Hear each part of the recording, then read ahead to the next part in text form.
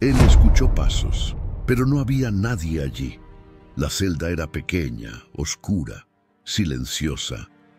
San Antonio estaba en profunda oración cuando una luz comenzó a brillar en un rincón de la habitación. Débil al principio, pero pronto imposible de mirar directamente. Y entonces lo imposible sucedió. En medio de la luz apareció él, el niño Jesús, vivo, radiante, en los brazos del Santo. Sí, el propio Hijo de Dios descendió a la tierra y reposó en los brazos de un hombre humilde. En ese momento el tiempo se detuvo, el cielo se abrió y la eternidad tocó el mundo. No fue una visión, no fue un sueño, fue real, tan real que un noble se escondió detrás de la puerta y fue testigo de todo, en silencio con lágrimas en los ojos. Ahora descubrirás por qué San Antonio no solo predicaba el Evangelio, sino que lo vivía en los brazos del propio Dios niño. Capítulo 1. Infancia en Lisboa. El niño Fernando y los primeros signos de vocación. El olor a madera vieja se mezclaba con el incienso que ardía en el altar de la pequeña iglesia de San Martín, en Lisboa.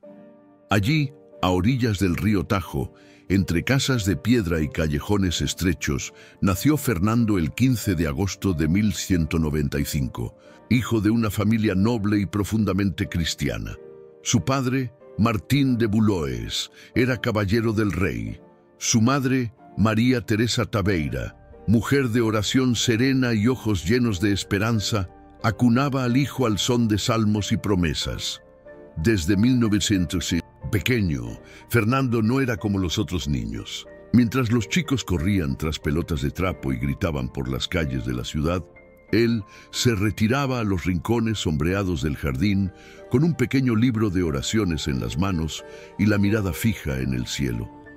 Cierta vez, aún con 6 años, fue encontrado de rodillas ante una imagen de la Virgen, con los ojos llenos de lágrimas, pidiendo que Dios le permitiera servirle con toda su vida.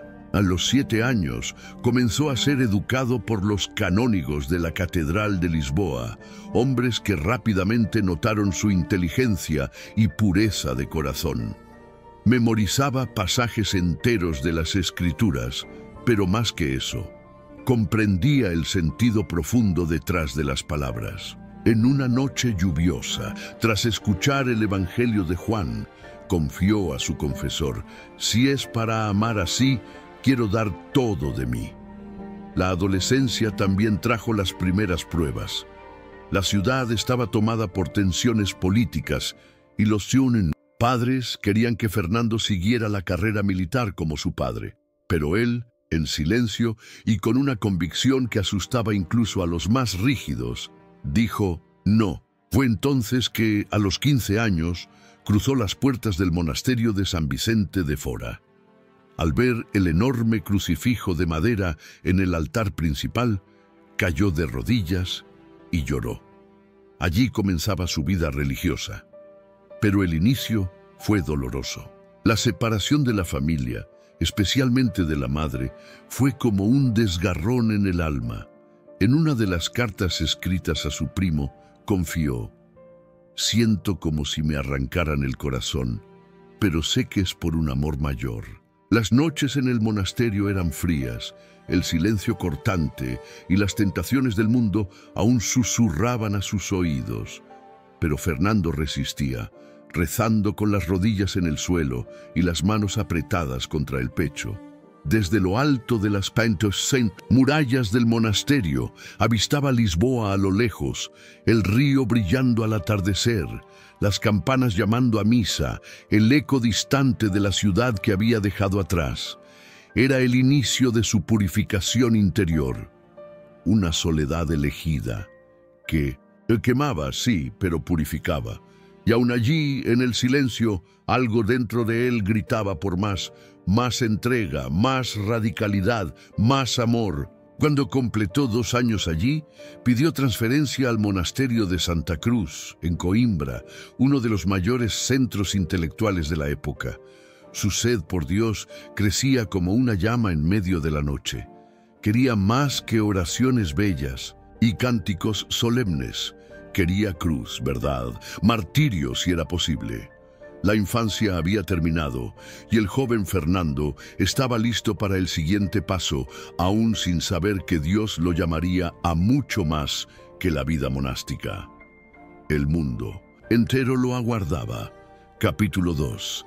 La vida monástica agustiniana, la búsqueda del silencio y los primeros conflictos interiores. El sol de Coimbra quemaba las piedras del monasterio de Santa Cruz, y el perfume de las flores del claustro se mezclaba con el olor austero de los pergaminos. Era el inicio del siglo XIII, y el joven Fernando, ahora con poco más de 17 años, entraba en la fase más intensa de su formación espiritual e intelectual.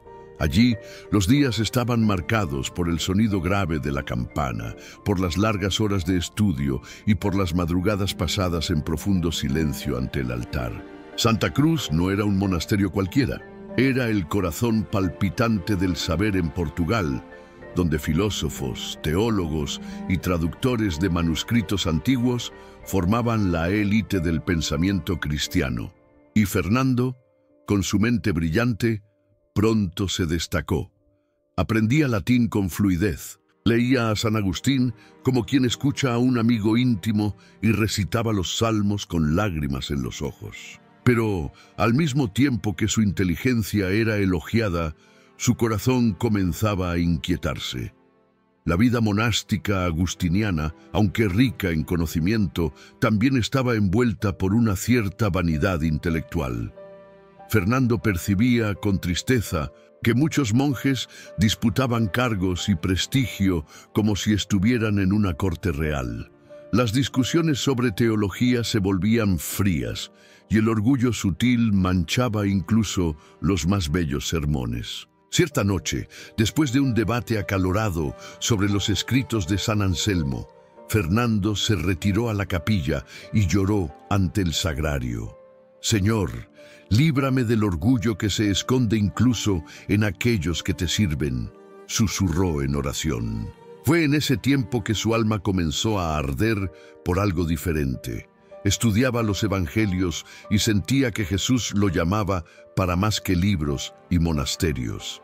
La pobreza radical de los primeros cristianos, la sangre derramada por los mártires, los pasos de Cristo por los caminos polvorientos de Galilea, todo eso lo fascinaba más que los discursos teológicos. Era como si, en su interior, una fuerza misteriosa comenzara a romper las paredes de la seguridad monástica. También había algo que lo inquietaba profundamente: la distancia entre el saber y la caridad. Fernando veía a mendigos en la puerta del monasterio, mujeres viudas pidiendo pan, niños descalzos, y se preguntaba, ¿de qué sirve el saber sin amor? Comenzó a ofrecer parte de sus comidas a los pobres, a escondidas, y a visitar a los enfermos en los alrededores de Coimbra cuando podía. Sus predicaciones, incluso dentro de los muros, adquirían un tono nuevo, más íntimo, más encarnado, más cercano al sufrimiento humano. En esa fase sentía una soledad diferente, no la del aislamiento físico, sino la del alma que busca y no encuentra eco. Él mismo escribía que a veces se sentía un extranjero dentro de su propia vocación. Tenía sed de algo que no sabía nombrar, pero sabía que no estaba en los libros, confidenció a un confrade. Ese dolor silencioso lo llevaba a noches en vela, arrodillado sobre el frío suelo de piedra, suplicando dirección. Si quieres que muera aquí, que así sea. Pero si quieres que me vaya, abre la puerta, oraba, con las manos levantadas. Era una súplica sincera, proveniente del fondo de un corazón que quería pertenecer enteramente a Dios, sin reservas, sin máscaras, sin adornos. Y fue entonces, en medio de este conflicto interior, que una noticia llegó al monasterio y encendió una llama que no podía ser contenida. 5 frailes franciscanos habían sido asesinados en Marruecos tras predicar valientemente el Evangelio a los musulmanes. Sus cuerpos mutilados fueron traídos hasta Coimbra. Fernando vio con sus propios ojos los ataúdes, cubiertos por paños ensangrentados. Sintió el fuerte olor del sacrificio, del martirio, real, y lloró, pero no de tristeza, sino de una alegría inquieta y nueva. Allí, en el claustro silencioso donde por años buscó respuestas, algo finalmente tuvo sentido. Lo que buscaba no estaba en las bibliotecas, sino en las huellas de aquellos hombres simples, pobres y valientes. En la sangre de los mártires, Fernando vislumbró la verdad que su alma clamaba desde hacía tanto tiempo. Dios lo llamaba a la cruz. Era el fin de su vida agustiniana, pero no el fin de su búsqueda. Era solo la víspera del gran giro. Capítulo 3. El encuentro con los franciscanos mártires. El fuego misionero se enciende. El patio de piedra del monasterio de Santa Cruz estaba sumido en un silencio denso. Era mañana, pero el cielo de Coimbra se cubría de un gris triste, como si el propio día se negara a brillar ante lo que estaba por suceder. Fernando, ahora con 24 años, se arrodilló ante los ataúdes de los 5 frailes franciscanos que regresaban de Marruecos, muertos, desfigurados, pero con los rostros aún cargando una extraña paz. Los paños ensangrentados que los cubrían exhalaban un fuerte olor a hierro y santidad. La gente se aglomeraba en las cercanías del monasterio, algunos llorando, otros en absoluto silencio. Fernando, sin embargo, no podía desviar la mirada. Sus ojos fijos en los cuerpos hablaban de algo que ninguna palabra podía traducir. Un amor herido por la verdad, un llamado que ardía como brasa dentro del pecho. Esos hombres simples, franciscanos venidos de Asís, habían desafiado lo imposible. Fueron a Marruecos sin armas, solo con el Evangelio y el coraje de quien no tiene nada que perder. Fueron apresados, azotados, burlados. Y aún así, continuaron proclamando a Cristo en voz alta hasta ser brutalmente asesinados. Era todo lo que Fernando siempre había buscado. Una vida consumida por amor, sin reservas, sin acuerdos, sin glorias humanas. Y él sabía, en el fondo, del alma, que el tiempo de permanecer entre los muros había terminado. Esa misma noche entró en su celda, encendió una vela y escribió una carta corta. Era su petición oficial para dejar la orden de los agustinianos e ingresar en los frailes menores, los franciscanos. Muchos intentaron disuadirlo. Decían que era una decisión irreflexiva, un impulso. Otros alegaban que desperdiciaría sus años de estudio y prestigio. Pero Fernando estaba en paz. Por primera vez en años, sentía que su corazón latía en armonía con la voluntad de Dios. Al ser aceptado en la nueva orden, cambió de nombre. Dejó atrás el Fernando de la vida cómoda y pasó a llamarse Antonio, en homenaje a San Antonio del desierto, el padre de los monjes. Era un gesto simbólico, un renacimiento.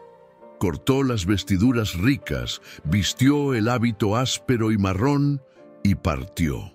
Pero no hacia un nuevo monasterio, sino hacia la misión que más deseaba. Marruecos, el mismo suelo que bañó a los mártires con sangre. El viaje, sin embargo, fue una tormenta literal y espiritual. Ya en alta mar, una fiebre violenta lo tomó. El calor le subía a la cara, los músculos se contraían de dolor y la visión se oscurecía. Al llegar al norte de África, apenas podía mantenerse en pie. El sueño de evangelizar a los moros se volvía imposible. La enfermedad lo postró en un lecho improvisado, mientras el viento caliente del desierto golpeaba la puerta de madera de la pequeña casa donde convalecía. Fueron semanas de humillación y dolor.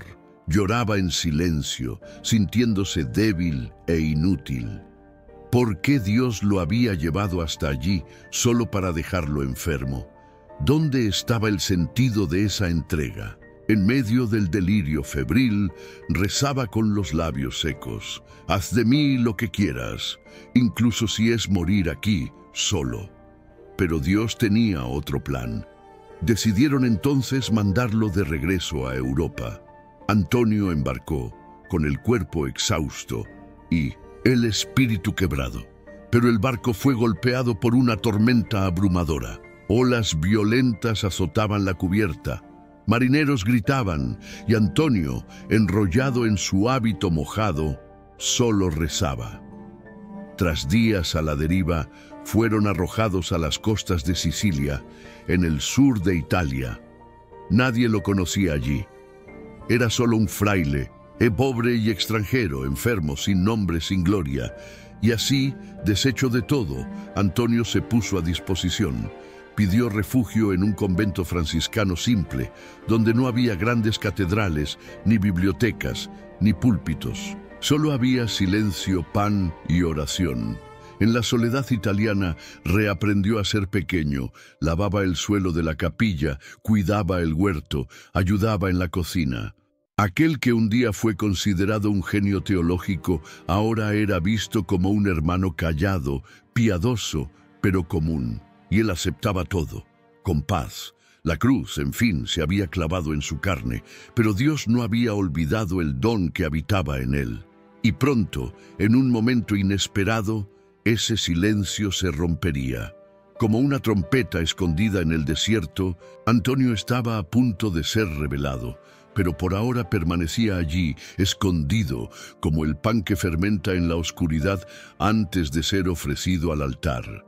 Capítulo 4. El cambio de nombre y la tormenta del viaje. El nacimiento de Antonio. Las colinas de Monte Paolo, en la región de Romaña, estaban cubiertas de árboles altos que filtraban la luz del sol como velos dorados entre las ramas. Era un lugar escondido, casi invisible, donde el tiempo parecía avanzar más despacio. Fue allí, lejos de los ojos del mundo, donde Fray Antonio, aún un desconocido, pasó meses en recogimiento, oración y trabajo humilde. El convento era pobre, construido en piedra bruta, con pocos hermanos. Antonio, con la salud aún frágil tras la fiebre en el norte de África, buscaba servir en silencio. Se despertaba antes del amanecer, barría el patio con manos temblorosas, ayudaba en la cocina, cargaba leña y rezaba por horas frente al crucifijo de madera que se encontraba en una capilla helada y silenciosa. Los pies siempre descalzos, el hábito áspero y los ojos profundos. Había en él una serenidad que llamaba la atención, pero nadie imaginaba la profundidad de su alma. Los superiores franciscanos no sabían nada de su formación agustiniana, de sus años en Coimbra, ni de la sabiduría guardada en su mente y corazón. Para todos, él era solo un hermano piadoso, de trato callado y presencia ligera. Antonio nunca se presentó como maestro. Era feliz en el anonimato. Ofrecía su vida como los santos del desierto, escondido, sacrificado y silencioso. Pero el cielo a veces rompe el velo con fuerza y la revelación ocurre sin aviso. Cierta tarde, durante la ordenación de nuevos franciscanos y dominicos en 1900, Forlì, el predicador oficial, no pudo asistir. Hubo un embrollo. Los frailes en desesperación buscaban a alguien que pudiera improvisar una homilía para ese momento tan solemne. Los ojos de los superiores recayeron sobre Antonio casi por casualidad. Uno de los frailes dijo: «Quizás Fray Antonio pueda decir algunas palabras». Antonio, sorprendido, intentó rechazar, pero la obediencia habló más alto. Subió al púlpito despacio, con el corazón acelerado y las manos temblorosas. El templo estaba lleno, el silencio era absoluto, los ojos fijos en él. Y entonces, el milagro ocurrió. Desde el momento en que abrió la boca, su voz adquirió una firmeza que nadie esperaba. El lenguaje era simple, pero cargado de autoridad. Citaba las escrituras de memoria, pero lo hacía con dulzura, con amor. Sus palabras penetraban como cuchilla, pero curaban como bálsamo. Hablaba de la cruz como quien la lleva en el cuerpo, de la pobreza como quien la ama, de Cristo como quien lo vio cara a cara. Las lágrimas comenzaron a caer de los ojos de los hermanos más simples y de los teólogos más eruditos. Ese fraile desconocido que limpiaba el suelo de la capilla ahora era visto con otros ojos. Era como si una lámpara escondida fuera, al fin, encendida frente al altar. La luz que tanto Dios guardaba para el mundo ahora se revelaba. Terminada la homilía, hubo un silencio denso, sagrado. Nadie se atrevía a hablar. Fray Gratiano, uno de los superiores presentes, se acercó y dijo: «Este hombre tiene en sí el Espíritu de Dios». Y a partir de ese día, Antonio no pudo volver a su vida oculta. Fue inmediatamente enviado a predicar.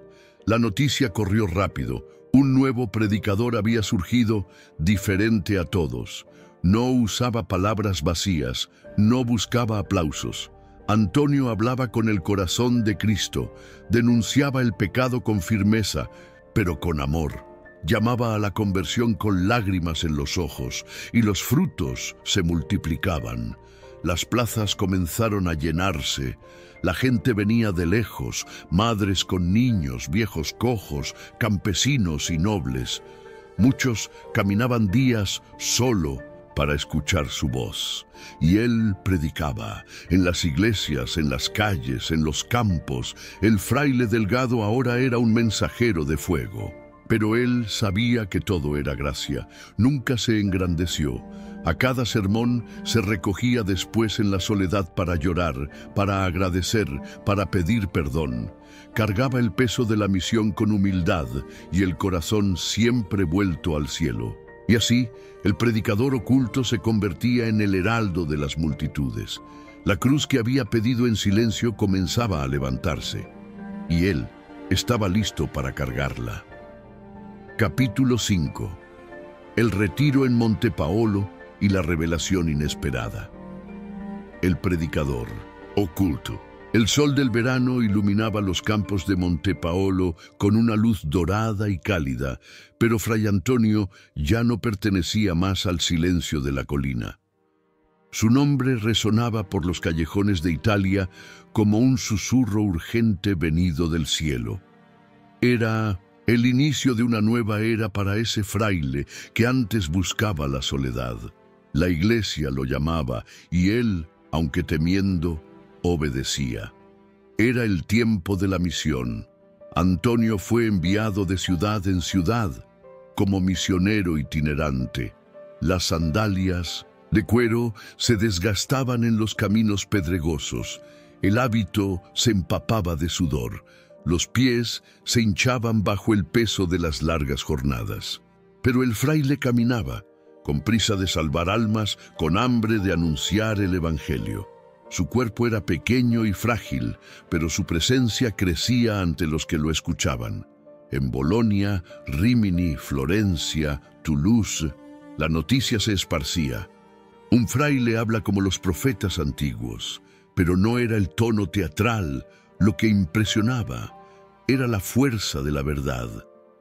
Antonio hablaba de un Cristo vivo, apasionado por los pobres e implacable con los soberbios. Denunciaba la usura, la corrupción del clero, la injusticia contra los campesinos. Su rostro se contraía de dolor al narrar la pasión de Cristo. A cada palabra arrancaba lágrimas, y junto a las lágrimas, conversiones. Cierta vez, en Rímini, enfrentó a un grupo de herejes que se burlaban de la Eucaristía. Con valentía serena los desafió: «Traigan sus argumentos, y yo traeré la palabra viva». Durante días debatió con paciencia y firmeza, pero su corazón permanecía cerrado. Entonces, en un gesto audaz, levantó la vista al cielo y oró. Y allí, ante todos, ocurrió uno de los milagros más célebres. una mula hambrienta, colocada por los propios herejes como prueba, se arrodilló ante el Santísimo Sacramento en lugar de correr hacia el balde de comida. La gente gritó. Los herejes se quedaron en silencio y muchos se convirtieron. En otra ciudad, una mujer desesperada cayó a sus pies. Su pequeño hijo se había ahogado. Antonio, conmovido, se arrodilló junto al cuerpo del niño y pidió al pueblo que orara con él. Las manos del fraile reposaron sobre el pequeño, y entonces, ante cientos, el niño abrió los ojos y lloró. El clamor fue inmediato: «Santo, santo». Pero Antonio, con humildad, solo dijo: «Fue Dios, solo Él da la vida». No había descanso.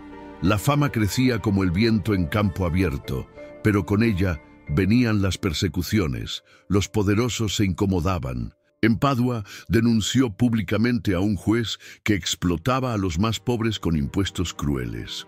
Fue amenazado, seguido, calumniado, pero no se intimidó. «Si mi voz molesta, es porque el pecado teme a la luz», decía con serenidad.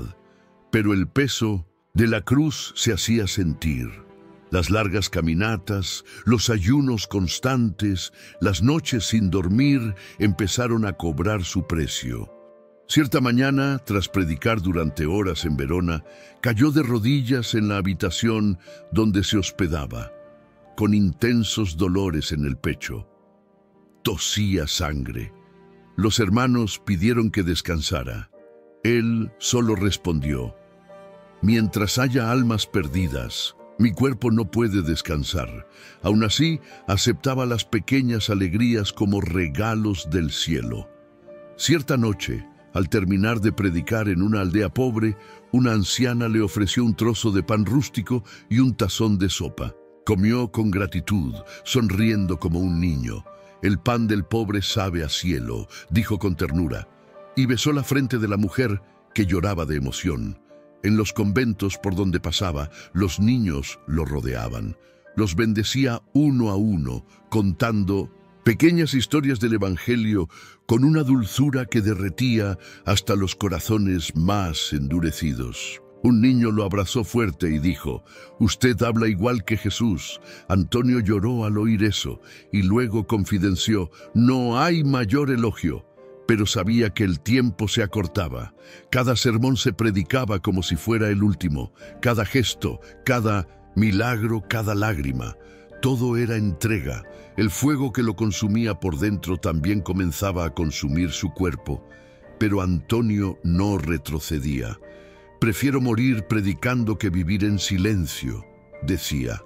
El predicador oculto ahora era Martillo, de herejes, padre de los pobres, médico de las almas. Y mientras el mundo lo llamaba santo, él continuaba viéndose solo como siervo.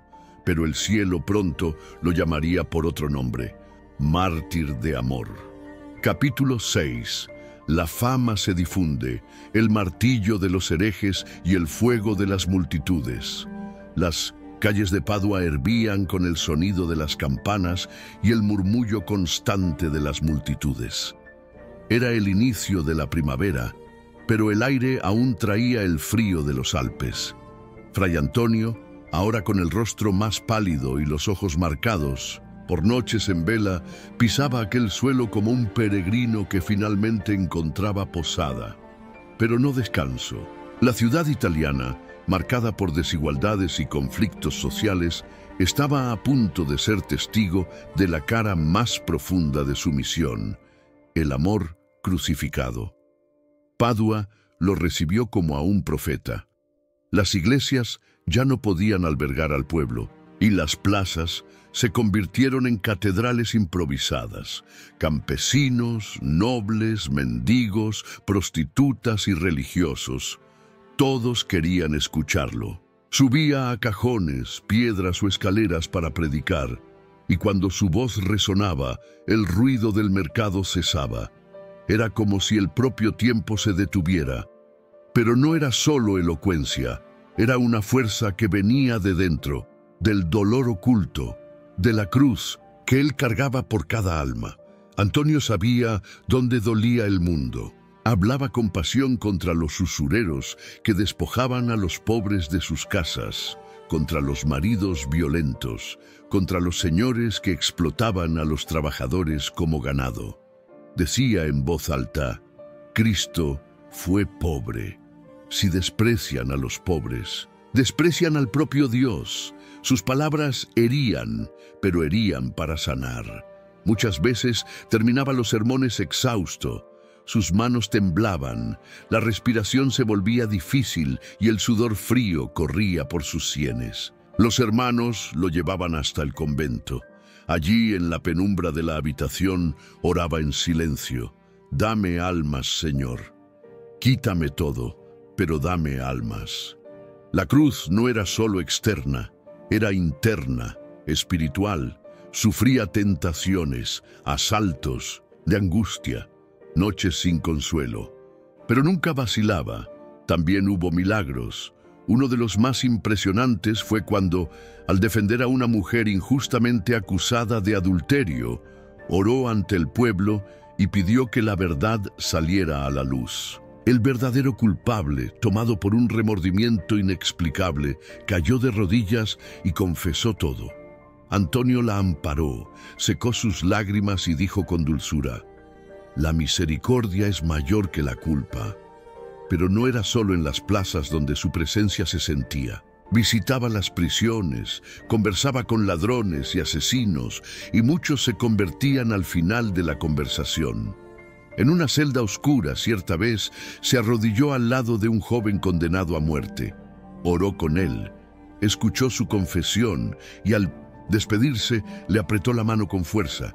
El chico lloraba y dijo: Ahora no tengo miedo, usted me trajo a Dios. Antonio salió de la prisión con el rostro bañado en lágrimas. A pesar de la fama, rechazaba cualquier privilegio. Dormía en el suelo, comía lo que le daban. Una señora una vez le ofreció una casa para que descansara con más comodidad. Él agradeció con una sonrisa y dijo: Mi morada es el corazón de Dios. Allí descanso. Y siguió con las sandalias gastadas y el hábito sucio. Era incansable, pero el cuerpo ya no aguantaba. La tuberculosis lo consumía por dentro, la tos constante, el cansancio extremo, el dolor en el pecho, señales de que la tierra ya no podía retenerlo más. Aún así, continuaba predicando. En Camposampiero, subía a un nogal para hablar a las multitudes. Desde lo alto del árbol, el pueblo lo veía como una figura profética. Él, entre hojas y cielo, parecía ya conversar con el alto. Allí predicó sus últimos sermones. Ya no tenía fuerzas para descender. Los hermanos construyeron una pequeña celda de madera al lado del campo. Era allí donde dormía, oraba y se preparaba para el fin. Un día, mientras el sol se ponía, pidió que lo llevaran de vuelta a Padua. Quiero morir donde prediqué el amor. Pero no llegó hasta allí. En el camino, pararon en el convento de las Clarisas de Arsella. Lo acostaron en un lecho simple. Antonio miró por la ventana y vio el cielo color rosa del atardecer. Sonrió. Pidió que le leyeran el Salmo 122. Me alegré cuando me dijeron: Vamos a la casa del Señor. Luego, pidió que cantaran el himno El glorioso San Miguel. Mientras los hermanos cantaban, sus ojos se iluminaron. Murmuró: Veo a mi Señor. Y entonces, en paz, entregó el alma. En el momento exacto de su muerte, las campanas de las iglesias de Padua sonaron solas. La gente corrió a las plazas. Santo Antonio murió. Gritaban sin que nadie supiera aún la noticia. Era el cielo el que anunciaba. La conmoción fue inmensa. Y el cuerpo de aquel hombre pequeño, enfermo, escondido, ahora estaba rodeado por multitudes que lloraban, tocaban sus vestiduras y decían: Él fue Cristo entre nosotros. En menos de un año fue canonizado. Nunca nadie había sido reconocido tan rápidamente como santo.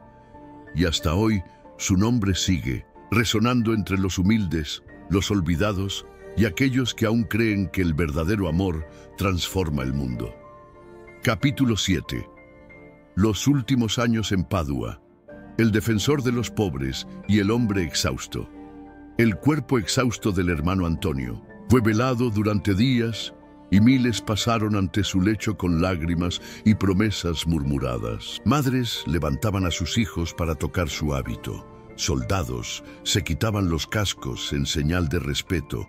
Mujeres ancianas se arrodillaban y recitaban rosarios enteros con los ojos humedecidos. La muerte de aquel hombre tan pequeño físicamente, pero gigante en alma, había tocado a toda una ciudad y pronto al mundo. Pero antes de que su memoria se congelara en imágenes doradas y vitrales coloridos, la historia continuaba viva en los ecos de su paso por Padua, la ciudad que eligió como último campo de batalla espiritual. Porque el hermano Antonio, incluso al borde de la muerte, no se había retirado del combate. Continuó luchando con las armas del Evangelio, principalmente por los más olvidados, los pobres, los endeudados, los oprimidos. En sus últimos años, se convirtió en verdadero defensor del pueblo sencillo. Enfrentó con coraje a los señores de tierras que cobraban intereses abusivos y tomaban las casas de quienes no tenían nada. Entraba en las casas humildes, se sentaba con los campesinos, escuchaba sus dolores, comía su pan seco y decía: no pierdan la fe. El reino de Dios comienza en los que sufren. Un día, en un tribunal público, levantó la voz contra la explotación de los pobres por jueces corruptos. La multitud aplaudió. El juez amenazó con demandarlo. Él solo respondió: la justicia de los hombres pasa, la de Dios no. También fue consejero de las mujeres abandonadas. Sabía de los matrimonios forzados, de las esposas agredidas y de los hijos sin padre. Lloraba al escuchar sus historias y las acogía con ternura. Enseñaba que Dios no despreciaba ninguna lágrima. Él te ve, hermana, y tu sufrimiento será recogido como perla en el cielo. Muchas de ellas volvían a vivir con dignidad solo por saber que eran vistas por un santo en vida. Antonio también sabía que no todo dolor era visible. Muchas mujeres ancianas venían a él trayendo heridas antiguas, culpas escondidas, pecados que jamás confesaron por vergüenza. Él las escuchaba con la mirada de un padre. Nunca juzgaba, solo decía: la misericordia de Dios es mayor que tu pasado. Y con un gesto simple, un toque en las manos, un signo de la cruz en la frente, devolvía la paz a esas almas cansadas. A pesar de la creciente fama, nunca permitió que lo pusieran en un pedestal. Cuando querían erigirle un trono para predicar, él se negaba. El púlpito de Cristo fue la cruz. Déjenme en el suelo. Una vez, al ver a una multitud que intentaba besar sus pies, se arrodilló él mismo ante el pueblo y pidió: no me miren, miren a aquel que habla por mí. Era esa radical humildad la que lo hacía tan grande y tan amado. Por la noche, cuando las predicaciones cesaban y el convento se sumía en el silencio, Antonio permanecía en oración. Había en él un dolor constante, una añoranza del cielo. La enfermedad lo consumía como fuego lento, tosía sangre, apenas podía comer, pero nunca se quejaba. Decía a los hermanos: la cruz no pesa cuando se ama, se convierte en camino. Los últimos meses fueron de intensa fragilidad. Tenía que ser cargado en una pequeña carreta, pues ya no podía caminar largas distancias. Aún así, pedía que lo llevaran a las iglesias, aunque solo fuera para bendecir a las personas con un gesto. Sus ojos ya no veían bien, pero el alma veía con claridad cada herida del corazón humano. En Camposampiero pidió que le construyeran una celda simple de madera bajo un árbol. Era allí donde dormía, rezaba, escribía pequeños fragmentos de meditaciones y cartas. Una noche, durante una tormenta, los frailes lo encontraron arrodillado afuera, con los brazos abiertos, empapado. Cuando le preguntaron qué hacía, respondió: intercedía por aquellos que esta noche piensan en desistir de la vida. Los relatos de los milagros se intensificaron. Un niño que cayó de un balcón fue salvado al clamar su nombre. Una mujer ciega recuperó la vista al tocar su túnica. Un hombre sordo escuchó por primera vez después de oír una de sus predicaciones. Pero, para Antonio, el mayor milagro era la conversión de un alma. El cuerpo pasa, el alma permanece. En el último sermón, antes de enfermarse de verdad, sus palabras resonaron con un brillo diferente. Hablaba de la eternidad con una ternura serena. Todo aquí pasa. Lo que queda es el amor con el que vivimos. Prepárense para el encuentro con el Señor. Fue como un testamento. Pocos días después, pidió que lo llevaran de vuelta a Padua. Quería morir en tierra conocida, pero sus fuerzas lo traicionaron en el camino. Los frailes, afligidos, lo llevaron al convento de las Clarisas de Arcella. Allí, en una habitación modesta, mientras la ciudad aún dormía, partió hacia el Limnos Ascentus, cielo, y Padua lloró. La gente caminó días para ver el cuerpo de aquel que había transformado la ciudad con palabras y milagros, y las campanas sonaron solas. Era el cielo respondiendo a la tierra. El predicador del amor había vuelto a la casa del Padre. Capítulo 8. La muerte serena y las campanas milagrosas. El cielo lo recibe. El convento de las Clarisas en Arcella permaneció en silencio por horas tras la partida del Fray Antonio. Era como si hasta los vientos estuvieran de luto. El cuerpo frágil del santo yacía en un lecho sencillo, con el rostro sereno y los labios aún entreabiertos, como si la última oración hubiera escapado hacía pocos instantes. Pero fue más allá de las paredes del convento que algo extraordinario comenzó a suceder. A la misma hora de su muerte, las campanas de las iglesias de Padua empezaron a sonar solas. No había sacristán ni viento.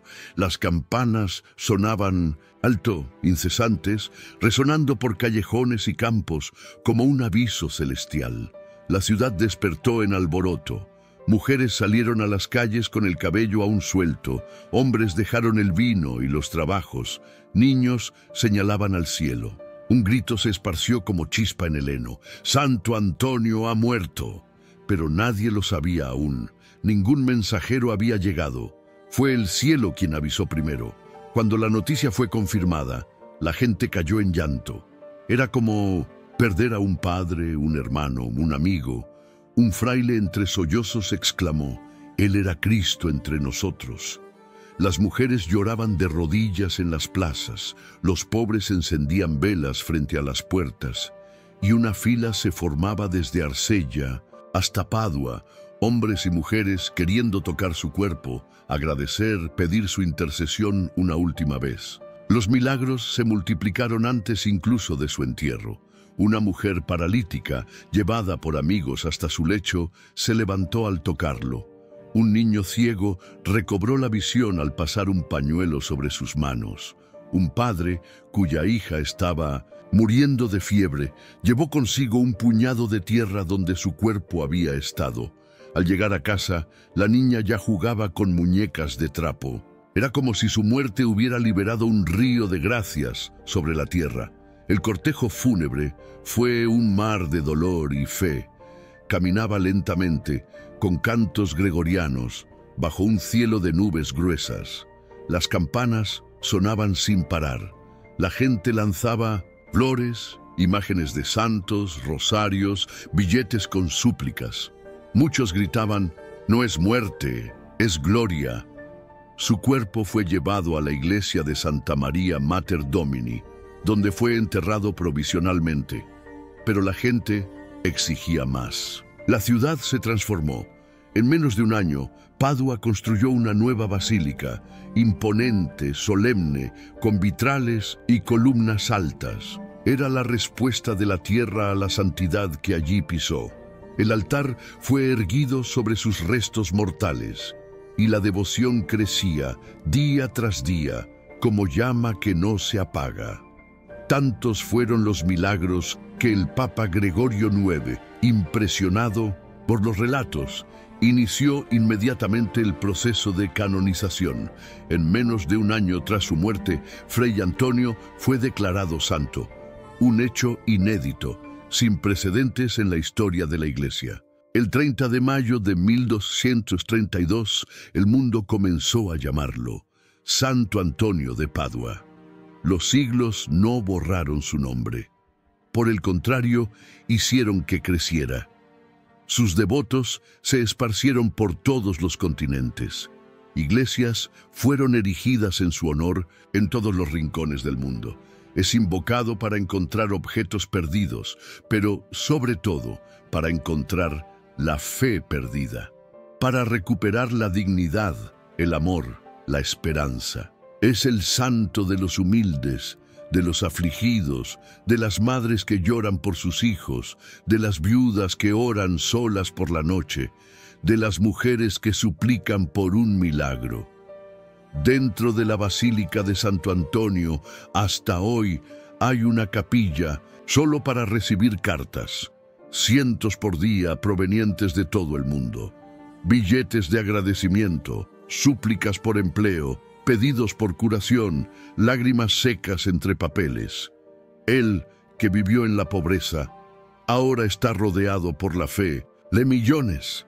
Pero la santidad de Antonio no está solo en sus reliquias o estatuas. Está en las palabras que aún arden, en las predicaciones que continúan vivas, en cada gesto de caridad silenciosa que alguien hace inspirado por él.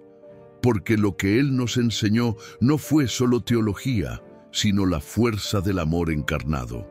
Del amor que se entrega hasta el fin, del amor que sube al púlpito y baja hasta las prisiones, que lleva la cruz con una sonrisa y que, incluso después de la muerte, sigue predicando, con milagros, con consuelo, con presencia viva. Y tal vez, hoy, al mirar al cielo, podamos imaginar que las campanas siguen sonando, silenciosamente, cada vez que alguien, incluso en el desespero, encuentra la fe de nuevo gracias a él.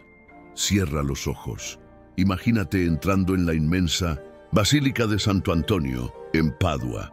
El sonido del mundo exterior desaparece, el olor a incienso aún flota en el aire, denso, perfumado, casi sagrado. Las velas titilan ante el altar. Alrededor, decenas de mujeres con velo blanco susurran oraciones. Hay un silencio lleno de lágrimas, de promesas, de esperas. Y, bien allí, en el corazón de la capilla, reposa la tumba de aquel que escuchó miles de pedidos y nunca dejó de interceder. Ahora, con el corazón recogido y el alma abierta, elevemos juntos una oración poderosa, profunda y verdadera al glorioso Santo Antonio de Padua, el protector de las causas imposibles, el consuelo de las mujeres afligidas, el intercesor de los pobres y olvidados. Santo Antonio, mi corazón llega hasta ti como llega el cansancio al final de una larga caminata. Estoy cansada, Santo amado, cansada de intentar sola, de golpear puertas cerradas, de contener lágrimas para no asustar a los que amo. Vengo a ti como mujer que ya ha perdido, ya ha sufrido, ya ha sido olvidada, pero que aún cree. Cree que Dios escucha el clamor de los pequeños y cree que tu mano puede levantarme del suelo. Tú que anduviste por los campos y aldeas con sandalias gastadas, que conociste el sudor del pueblo, el peso de las cruces, el hambre de los pobres, no me dejes sola en esta lucha. Intercede por mí con tu palabra suave, tu valentía firme y tu fe inquebrantable. Habla al oído de Dios con tu voz dulce, como hablabas al pueblo. Entrega mis súplicas como entregabas el pan a los hambrientos. Y si es su voluntad, te ruego que me concedas este milagro que llevo en el pecho. Santo Antonio, si es necesario cargar con este dolor por más tiempo, ayúdame a llevarlo con dignidad. Si es voluntad de Dios que espere un poco más, Enséñame a esperar con fe y esperanza. Pero si el cielo quiere consolarme ahora, abre esta puerta, mueve esta piedra, muestra este signo. Recuerda de mí como recordabas a los enfermos y afligidos, como recordabas a las madres que te pedían por sus hijos, como recordabas a las mujeres abandonadas que lloraban ante ti. Seca también mis lágrimas, aunque sea en silencio, y cuando se atienda mi petición, no me dejes olvidar. Enséñame a agradecer, enséñame a ser generosa, a rezar por los otros como ahora rezo por mí, a extender la mano como tú extendías, a tener el valor de amar como tú amaste. Santo Antonio, siervo de la palabra, amigo de los pobres, a ti entrego lo que no puedo cargar sola, y confío, aunque no vea, confío, aunque no entienda, confío, y ya te agradezco, porque sé que, de alguna forma, tu intercesión me alcanzará. Amén.